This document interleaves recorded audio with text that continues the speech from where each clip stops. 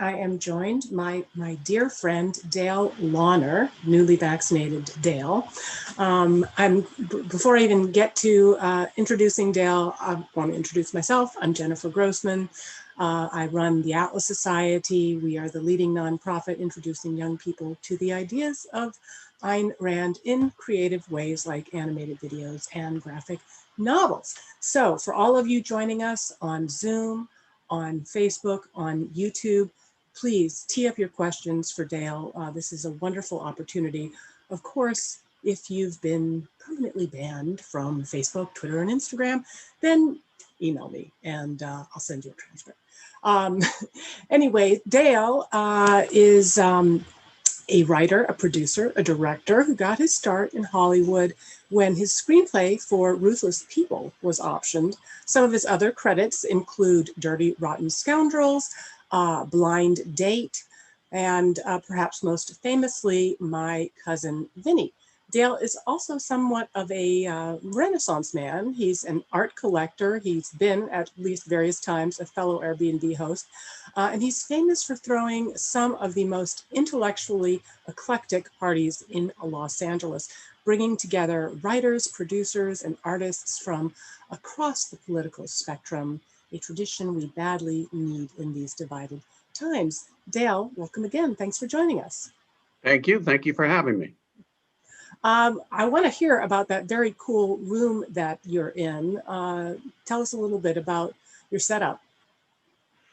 This is my editing room, and I have adjusted it and tweaked it over the years. I can see on one of the walls, I think, that one, I've got sort of diamond quilt padding, which absorbs sound.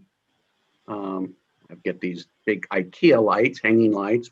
I don't know if they still sell those. There we go. And mostly I have a very large monitor that I can watch what I'm editing, and then two smaller monitors off to the sides, these, so I can see the timeline and my, what they call the bin, which is your different clips. And it's nice and big, and you can see it really well. You don't have to squint as you do. Some people are proud that they can edit on a laptop, whereas I like, my big monitors. And at one point I had big monitors on the floor, so it looked a little like the bridge of Star Trek Enterprise. But I found myself leaning forward and wanting to still see more, so I finally got them and put them up on the table here. Well, so I've got this rig is great. It's great. It's great lighting. They just look like two wings on either side of you. So it looks dramatic. It looks a little Clockwork Orangey, Yeah, it does.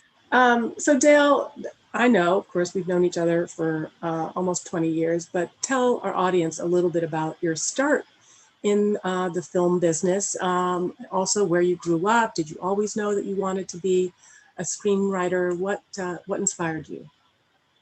Boy, those are that's three different questions here. Well, tell us a little bit about I'm not sure where to start. Years.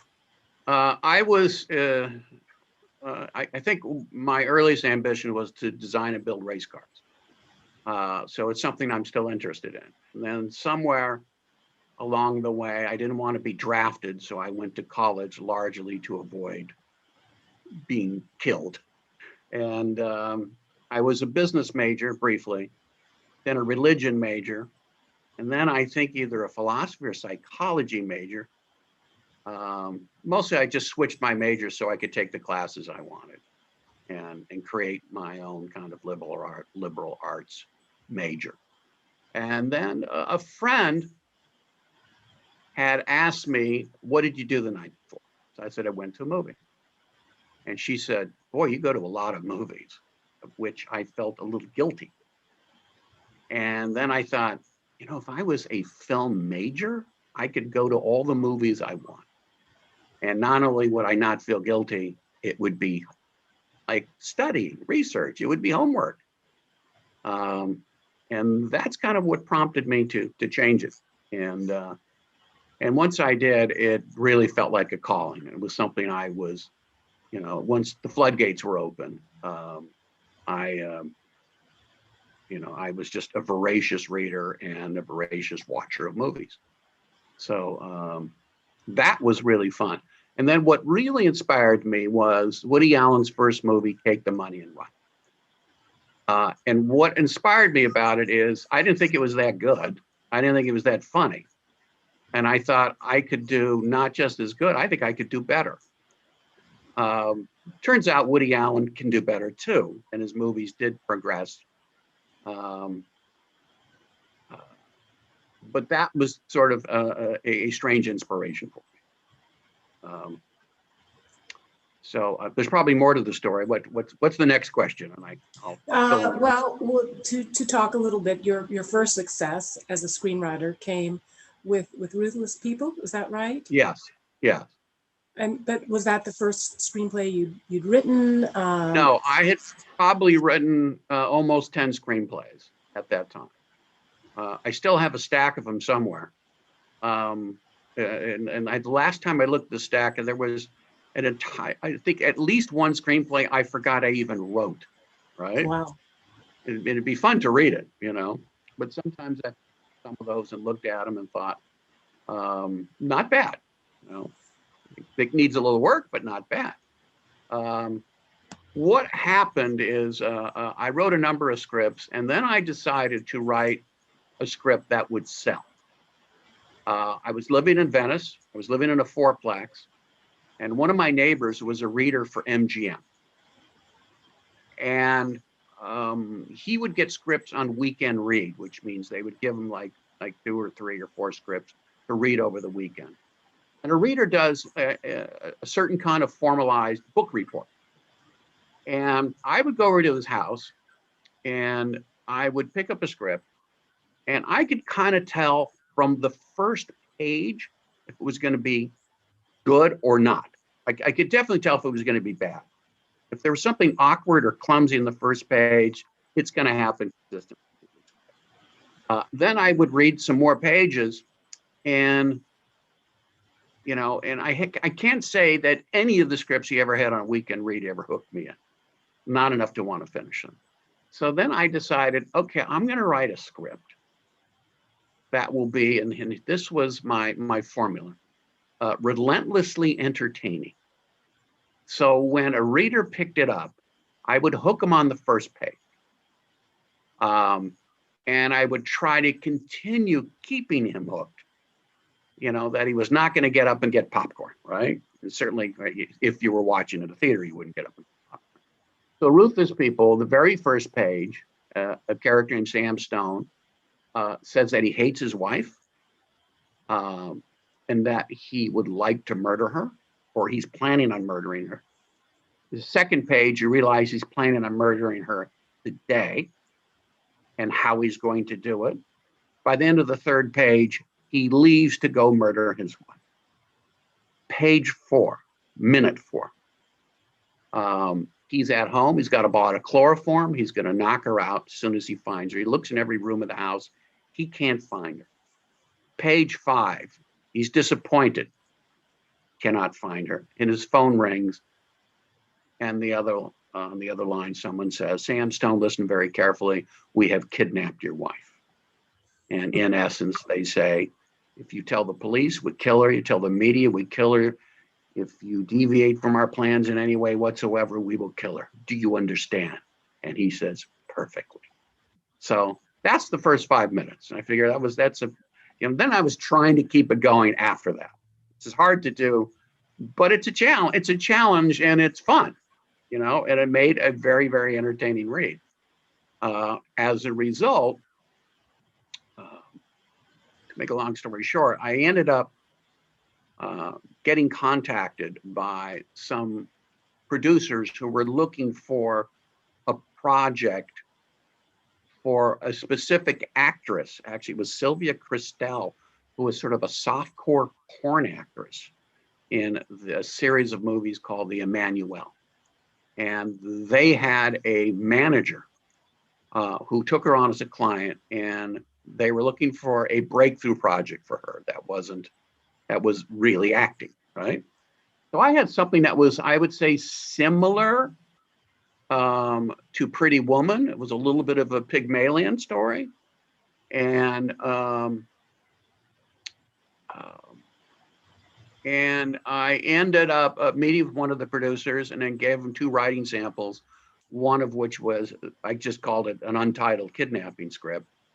I didn't like the last half, so I just gave him the first half. And the next day I came home and my answering machine was blinking. And I played the message back and he loved that script. Forget about Sylvia Christel. We like this script. We want to pay you to finish it. And that was basically the start of my career. So also earlier on in your career, you got a lot of attention when you sold the script for Blind Date, mostly because you didn't have an agent at the time. So first, did you get any blind dates out of Blind Date? And second, tell us a little bit about where you got the idea. How did you sell it?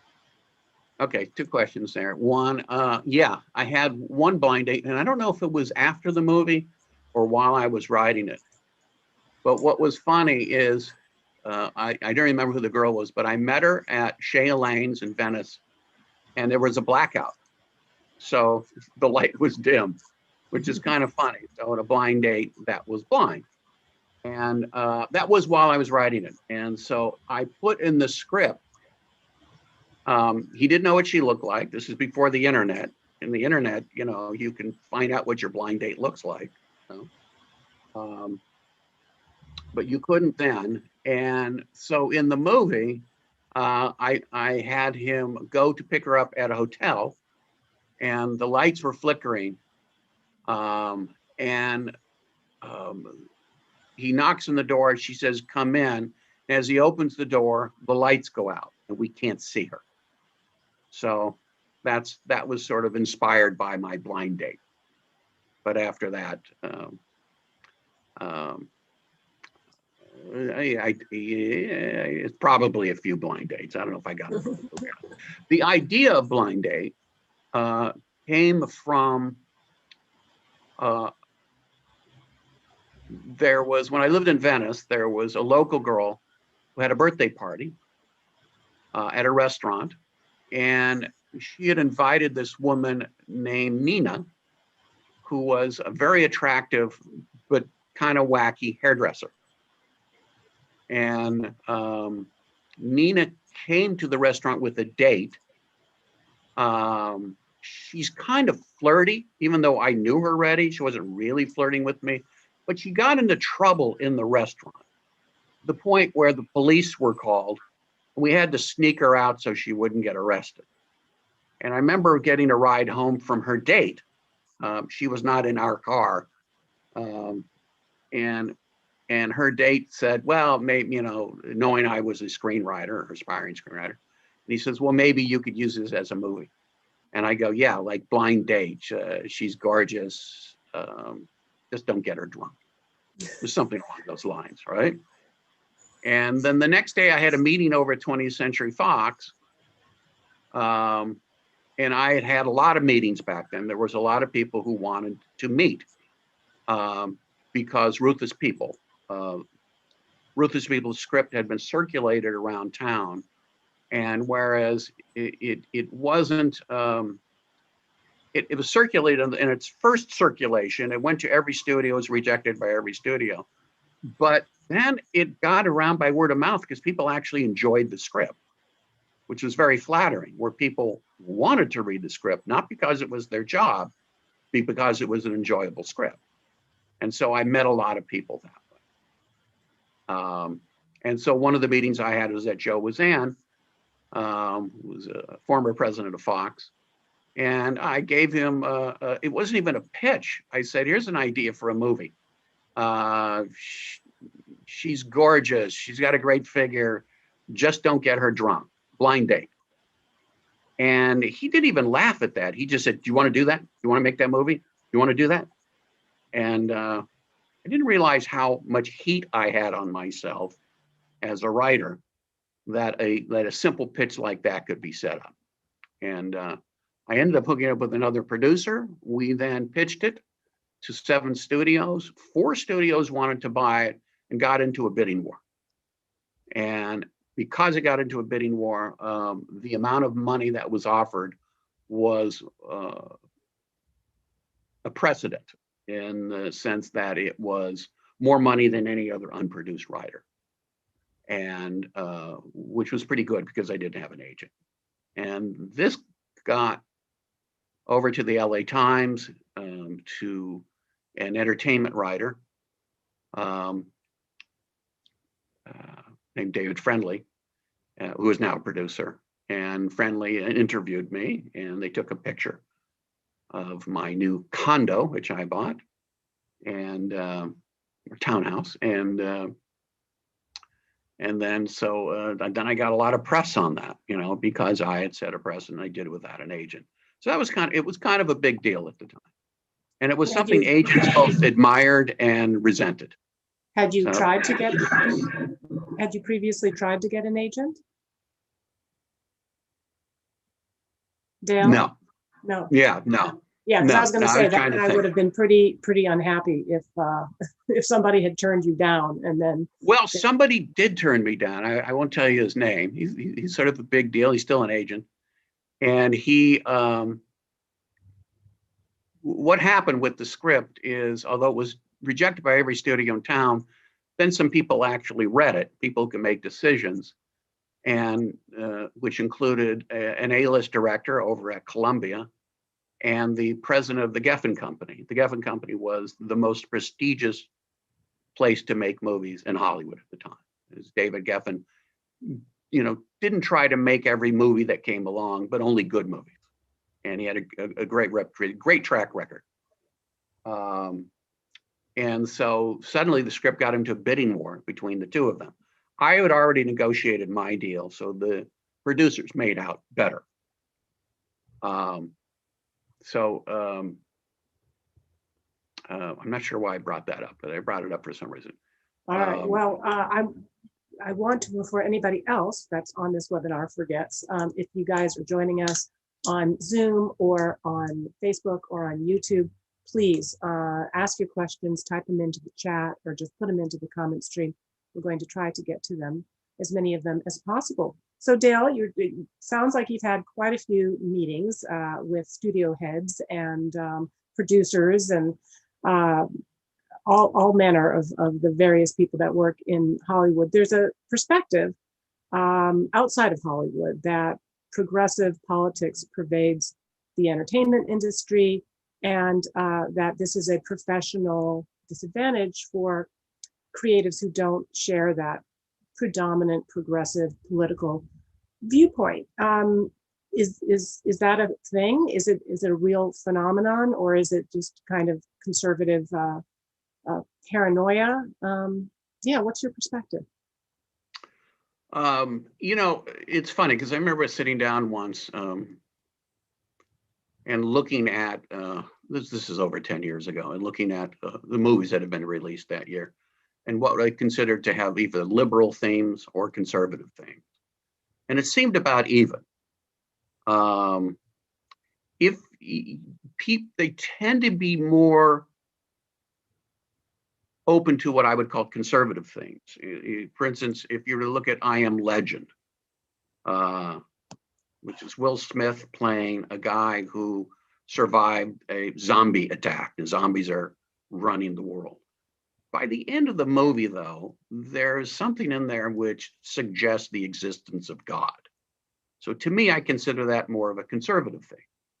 I don't know if conservatives do, but there are certainly progressives who believe in God. But if you have that in the story, that to me felt a little more on the conservative side. But I also find, if you're trying to make a movie with a strong message, it's not going to be that popular. And it also feels like propaganda on either way, on either side. There are subtle ways to, make a point of something, but sometimes it just, to me, it just feels awkward. I have, I'm just trying to think if I've ever pitched anything which would either be considered liberal or conservative. I have one action movie that would probably be considered more conservative than liberal, but it seems to it seems to be attractive to both sides. You know, it doesn't seem, it seems fairly apolitical. But yeah. Speaking of Hollywood, with but getting back to your point, studios are mostly interested in making money. So not mostly, that's all they're interested in. I remember once saying to a producer, well, I'd like to make a movie that is good and makes money. And he like, I don't care if it's good or not. He just wanted to make money. So that tends to be the attitude of the movie business, I find. It's not, you know, if liberal messages made money, yeah, they would do it. But you look at something like Temptation of Christ, that was a pretty conservative movie, I think, even conservative for Catholics, and it made a lot of money. It actually inspired some biblical movies, which did not do well. So go figure, you know, but they'll try. So speaking of Hollywood, Dale, with the Harvey Weinstein sexual abuse scandal, much of the #MeToo movement's focus was on the entertainment industry. Now, to the extent that that movement encouraged people in positions of power to act more professionally, that's a good thing. But from your perspective, what are the risks of the movement going too far, both in terms of potentially ruining the reputations of innocent people or encouraging women to seek out sinister motives where none may exist? You know, the answer to that question deserves probably an entire book, because there's a lot of different things going on there. I know probably every woman I know has been in a position where they have felt uncomfortable or awkward, or that someone's been inappropriate. And every woman I know who has said they support the Me Too movement always adds, but sometimes I think some of these people go too far. And sometimes there's stuff that's that situation where you could just shrug it off, and it's not that big a deal. I remember having drinks with a group of people, some entertainment writers, bright, interesting, female, some were female, and there was an ex-studio president, a guy, and there was also another guy at the table said, you know, in regards to this stuff, like, how do men negotiate these waters anymore? It must be so difficult. I said, difficult, you know? So I turned to the ex-studio president. I said, listen, we've both been in this business for a while. I think it's real easy to know where the line is and not to step over the line. And he says, yeah, I don't even worry about it. I don't think about it at all. It's pretty easy.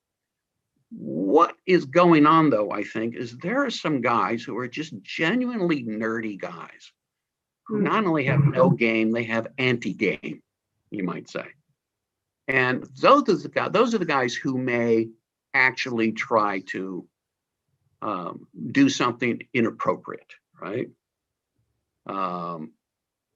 And do something awkward. And certain women will, if they're strong, they'll laugh it off.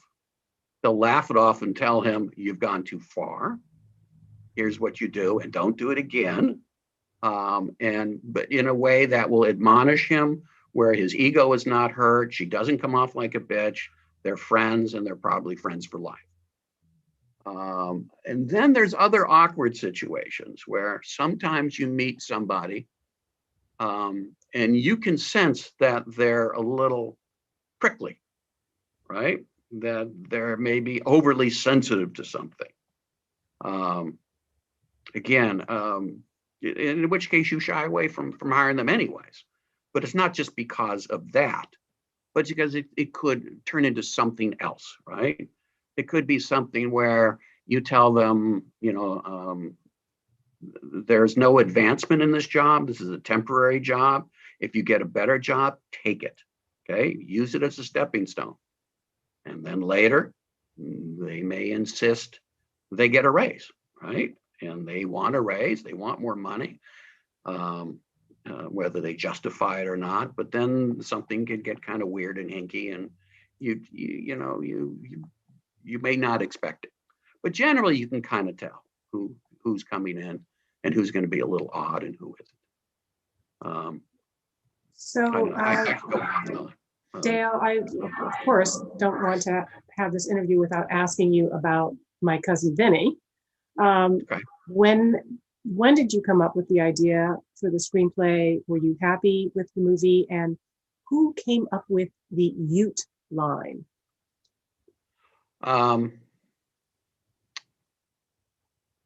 The idea was one of the very first ideas for a movie that I ever had. And it was, I was 19, I was backpacking through Europe.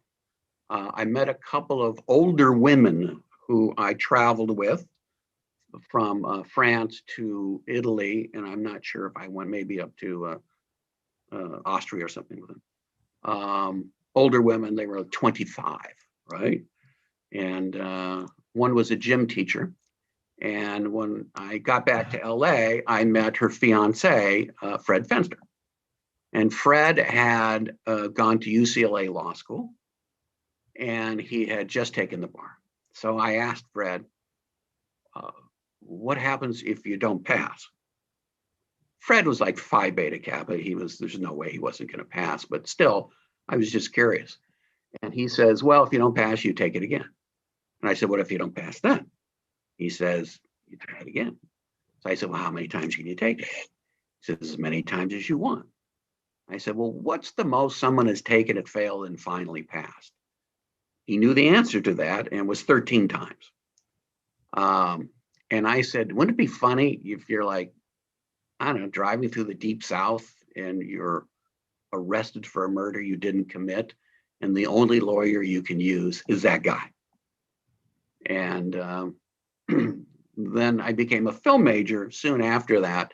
And that was just one of many ideas that sort of been percolating.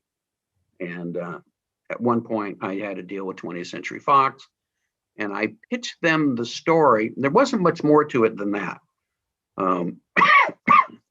I think what I added to it was, at the time, Sam Kinison was a popular comedian. Sam Kinison was known as the Screamer. He was also somebody that was exceptionally adept at dealing with hecklers. And he was brutal with hecklers, so brutal, he was hilarious, right? And I thought, wouldn't that be great for this movie with the lawyer, if in fact he was a little like Sam Kinison, and get someone on the stand and doesn't just prove that they're wrong, but just devastates them. And that scene actually became the grit scene, where he said, do the laws of physics cease to exist on your stove? Where did you get these grits? From the guy who sold Jack his Magic Beans? Well, so he humiliated him, right? And you can't do that with every single one, but that was actually sort of the first scene in my mind. So that's where the movie came from. Next, what was the next question? Are you pleased with how it came out? No. There were certain changes that were made. At first, Vinny was supposed to be a 6'4" ex-boxer. At one time, he was a bag man for the mob. Oddly enough, and I don't know if I should reveal this, I believe Joe Pesci was a bag man for the mob. I remember him either, I don't know if he told me or someone else, he says, boy, you're on top of the world, you know, you got a fucking gun in your pocket and a shoebox full of cash, you know? And so Joe, to me, was not 6'4", but and so the guy had to play kind of a tough guy, and nobody had seen Joe play a tough guy. But after he was cast, then Goodfellas came out, and he was a scary guy, and so I figured, okay, he'll work. But the studio, wanted Danny DeVito in the movie, and it's like, for the part who was a guy who was a heavyweight boxer, Danny DeVito, it seemed odd. Danny was briefly attached, and then he dropped out. Jim Belushi was cast to do a movie, A League of Their Own. But for some reason, the movie didn't go. They had to pay or play him, which means if he took out time in his schedule to shoot the movie and they didn't make the movie, they still have to pay him. And he was getting $2 million. And rather than $2 million, they gave him My Cousin Vinny. Do you want to do this instead? And he said, no, I'd rather take the $2 million, which I think was a mistake to his career. Was I happy with it? I was probably happier with it than I was with my other movies. But when I first saw it, I thought it was unreleasable in the rough cut. And it's also a movie that starts out slow, but the last half picks up. And then I watched the last half. It was kind of, okay, it's not a disaster. So there was some things I would have changed. Some of it was just tone. There was a few minor changes to the script. What I wanted in this movie, and it was important to me, that there was no actual antagonist. There's no real bad guy in the movie. Everybody has a certain point of view in it. So both the judge has a little chip on his shoulder about how Southerners are viewed by Northerners. This is what I found when I did research for the movie in the South. So I put that in the script. And that worked out well. And so he was tough on Vinny, but not to be a jerk, right?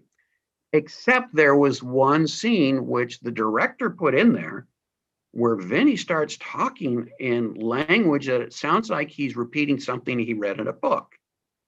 And it was an objection.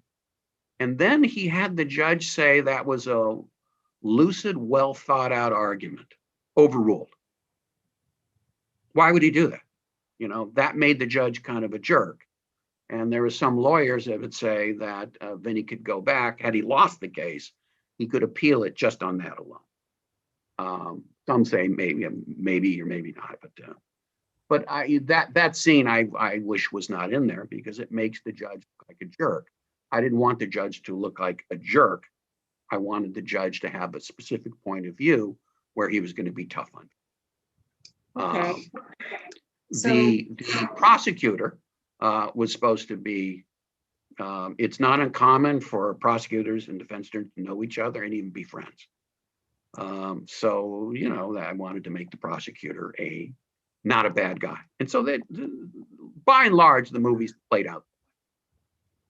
So we've talked in the past about movies that get completely rewritten and turned around. And we talked about this actually with regards to Ayn Rand and the Atlas Society. We promote the ideas of Ayn Rand. Ayn Rand got her start in the film industry. She worked in wardrobe. She worked screening submissions. Eventually, she wrote screenplays, including The Night of January 16th, which she recounts the experience as it's kind of a nightmare after the studio ended up turning the script on its head. The heroes became villains, the villains became heroes. That experience, of course, had a silver lining in that it gave her the idea of Howard Rourke, a creative visionary architect who would not compromise his integrity.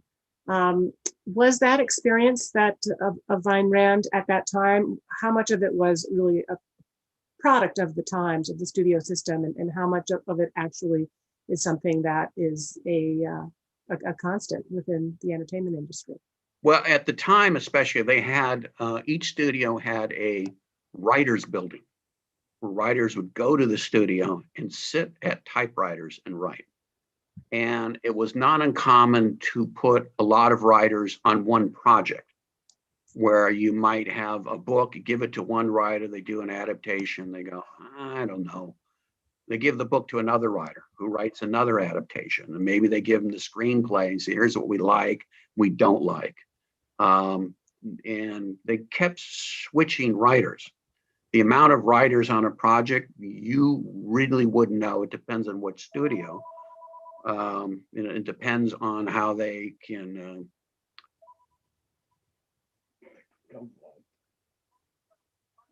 Sorry, it's my sister.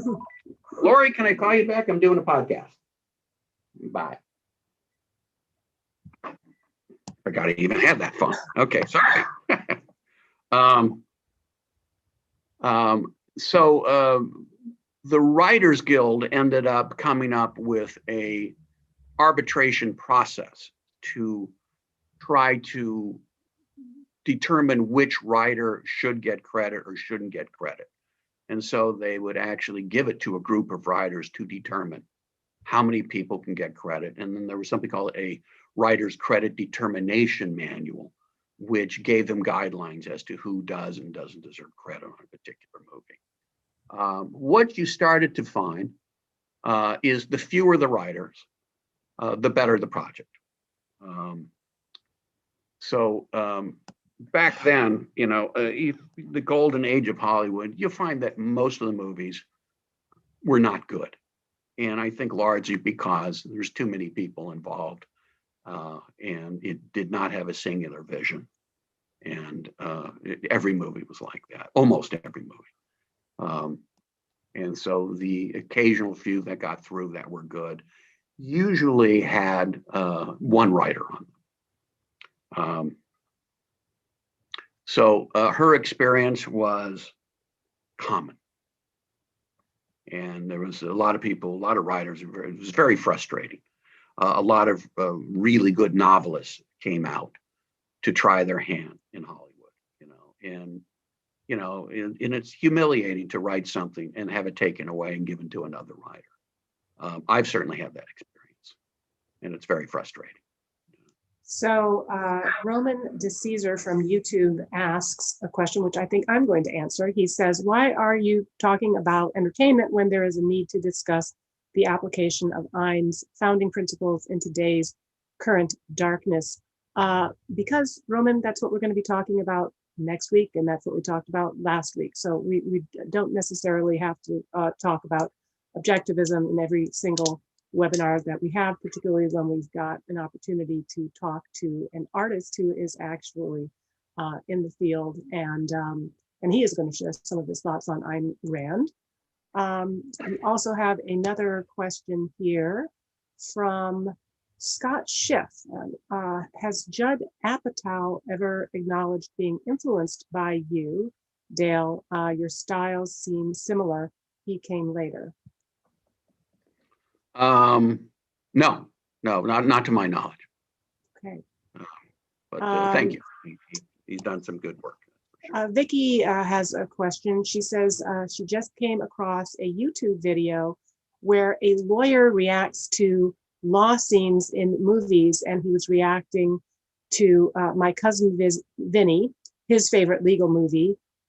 He explains the legal scenes and whether they are accurate and what the movie gets right. And it's gotten 3 million views. He gave your movie an A. Have you seen that? And if not, maybe we can put it into the comment section here. I don't think I've seen that. There is a plethora of articles along those lines. A few years ago, Vinny was considered, I think, the most popular movie lawyer. One of the things that made Vinny very attractive, and as I was writing it, and before I sat down to write it, I would have brunch with Doug Knoll, who was an old friend from high school. Doug was a litigator and is now a former Deputy Attorney General of California, a state prosecutor. So he's been on both sides in court. And so I would ask him all these questions. and I wanted to be accurate. And what I found out is that in court procedure, there is no class in law school that teaches court procedure. It doesn't exist. So I said, well, where are you supposed to learn it? And he says, you either go to court and watch, or the firm that hires you teaches you. So I said, so if Vinny goes in, he has no clue as to what he's doing. Is that right? And he laughed, said, no. I said, well, there's my movie, because this is going to be trial and error, right? And so essentially every mistake you can make, he makes. But what you're supposed to understand about Vinny is that there is still an underlying and intrinsic intelligence to him, which is the most important thing in law.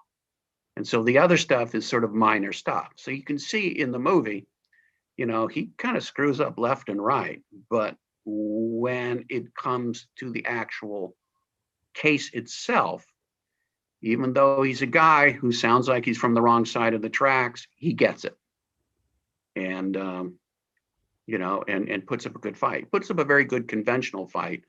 And then he finds, by interpreting the evidence in a specific way, he can exonerate the kids. As a result, the movie is routinely shown in law schools. Has been mentioned in a number of legal decisions, one by our new Attorney General, actually, Merrick Garland. It has been, there is a judge out in South Carolina, Judge Joe Anderson with the U.S. Court, and who wrote an article for Voir Dire, or as they say in the South, Voir Dire magazine, 10 things any attorney can learn from Vincent LaGuardia Gambini. And it's a rather exhaustive article. And it was so much fun to read the article because he understood, like every step of the way, what was going on in my mind as I was writing it. So, so what was fun writing the movie, and what makes the movie entertaining is also what makes the movie authentic and a kind of a form of edutainment. Well, which is what we do at the Atlas Society, and I that point that you mentioned about the authenticity resonates with me, because our animated videos are not perfect, and I get nervous about them becoming too perfect, because they're people want to see an immediacy. They want to see a certain amount of imperfection to feel that it's real, and that they're not necessarily being completely manipulated. So we had a previous guest on this webinar, a mutual friend of ours, Michael Walsh. Met Michael at one of the regular gatherings that you used to host at Yamashiro, which is a landmark Japanese restaurant in Hollywood. And Dale, those parties were not your average LA scene, and you went out of your way to curate guests who were smart, social, and yet they had a diversity of political views. COVID restrictions aside, would it be possible to host that kind of gathering in these more politically polarized times? Yeah, I think you could, if it has to be, the guest list has to be curated, that there are some people politically who are so angry and so tenacious and will not give up on a particular argument or something. And you need to have some wiggle room in people who are going to be decent to each other and have an opinion. I mean, I've told people, about these parties, and some of the people, when I said I knew Andrew Breitbart, and what they were surprised to learn, I said, if you know anybody who actually knew Andrew, you would describe as an exceptionally warm, kind man. And they would always be surprised because he came off like a bit of a bomb thrower and a provocateur when he was doing, when he became a little bit of an an on-air personality. Right, and of course, our mutual friend Ann Coulter was a frequent guest whenever she came. Yeah, well, she's tougher, but she actually can be very charming and fun in a social situation if she's not talking politics. What is interesting about Ann, though, I would say, is she is open for an argument. So you got to pick and choose. But you can just weigh in there real aggressively, and she enjoys it.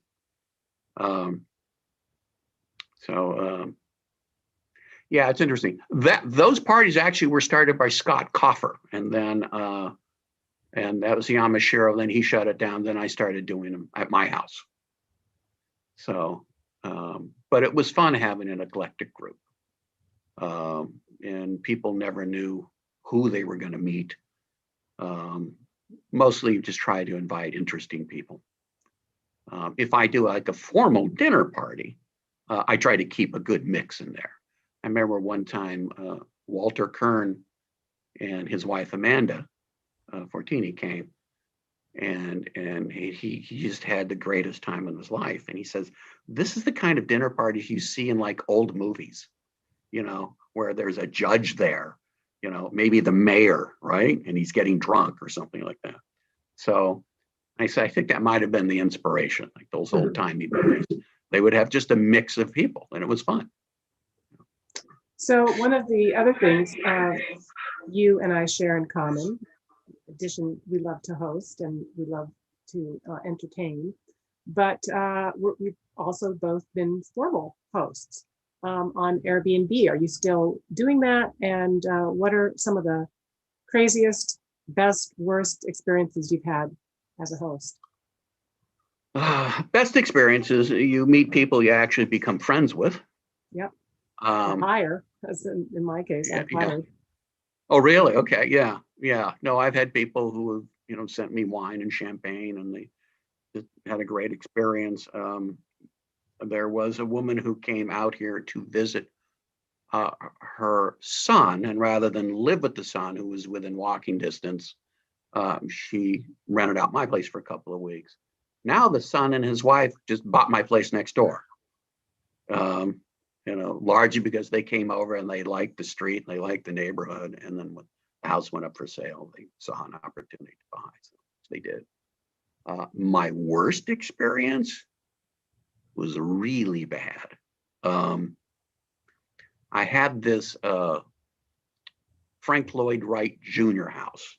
Frank Lloyd Wright Jr., also known as Lloyd Wright, was an architectural masterpiece. It was known as the Samuel Navarro House.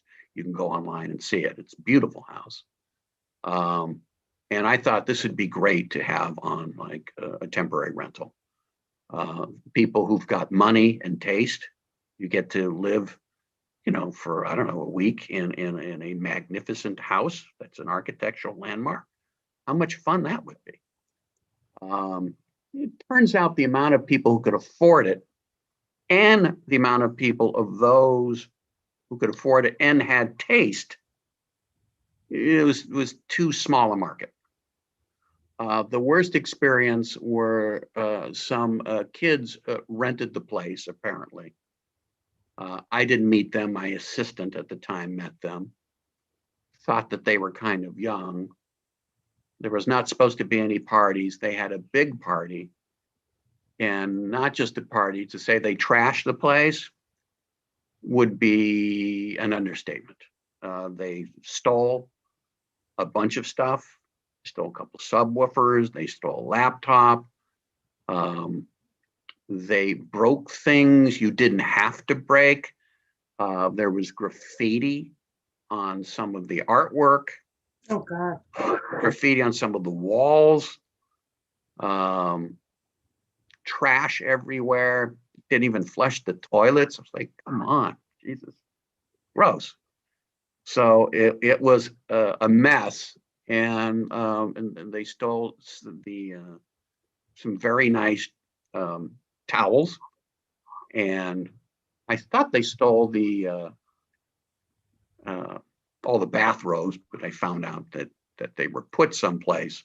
So then I had a ton. I had I had 3 days to get it together for somebody else who was coming out to rent the place. And so we were out there for 3 days, fixing windows. There was just fixing things and replacing things. It was a lot of work, but it was really we've got about 7 more minutes, maybe time for 1 or 2 more questions. We've got a question from Vicky asking, did you watch the Golden Globes? What do you think is the future of these ceremonies, and how have they changed over time? So that's a lot of questions. Didn't watch the Golden Globes. The Golden Globes, I don't know why anybody bothers. There's only a handful of people who vote for them. Mm-hmm. You know, and they're entertainment writers are not necessarily critics. So to me, it's kind of a joke. Why it's become kind of a big deal is only because if people will watch it, they can sell advertising. That's it. The fun part is that the hosts don't take it too seriously. So it can possibly be fun and funny. But yeah, I don't particularly like to watch those shows. So of course, you've attended many of these ceremonies in person. And never. No, what, No. not the Oscars. Not the Oscars. No, I'm in the Academy. I've never been to the Oscars. All right. Well, so you have largely because I hear you wait and wait, and there's hours of waiting, and it's like I don't like to wait that long. I think if I'm nominated, I'll go. So, something to look forward to. Something to look forward to. And we've got a lot of things to look forward to. You've gotten both of your vaccines. You're starting to circulate, get out again.